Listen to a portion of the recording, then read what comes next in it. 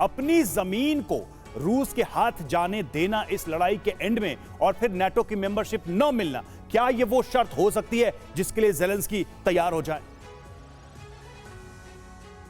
आगा sir, आपसे सवाल है।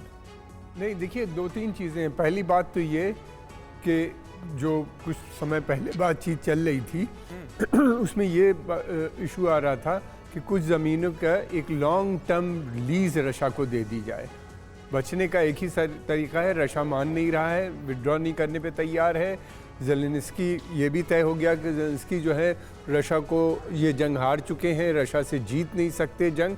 युवा के क्रीमिया वो वापस नहीं करेंगे, रशा का पार्ट है, पहले भी था रशा का पार्ट। उसके अलावा ये एक रीजन जिनका अभी जिक्र हुआ, वो पार्ट को एक लॉन्ग टर्म लीज पे रशा ले ले और फिर कुछ मसले बातचीत आगे बढ़े, किसी सूरत से जंग रुके। इस तरह के कई एक प्रपोज़ल हैं।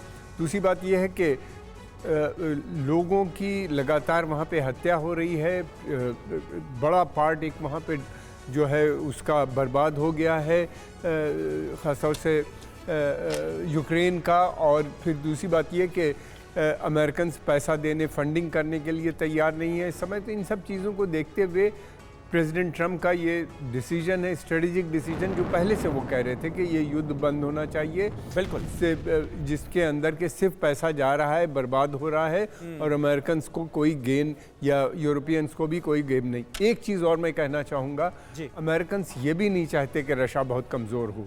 उसकी वजह ये, अगर अमेरिका रशा बहुत ज़्यादा कमज़ोर होता है तो फिर इसके मतलब ये है कि जो एक प्रेशर वेस्टर्न यूरोप पे बना रहता है वो बंद हो जाएगा और वेस्टर्न यूरोप की दूरी और बढ़ जाएगी अमेरिका के साथ। वो इंडिपेंडेंट फॉरेन पॉलिसी की बात करने बिल्कुल, ये आपने महत्वपूर्ण बात कही सर। लेकिन इतना तो बिल्कुल साफ नजर आ रहा है कि डोनाल्ड ट्रंप के आने के बाद ज़ेलेंस्की पर जबरदस्त दबाव है।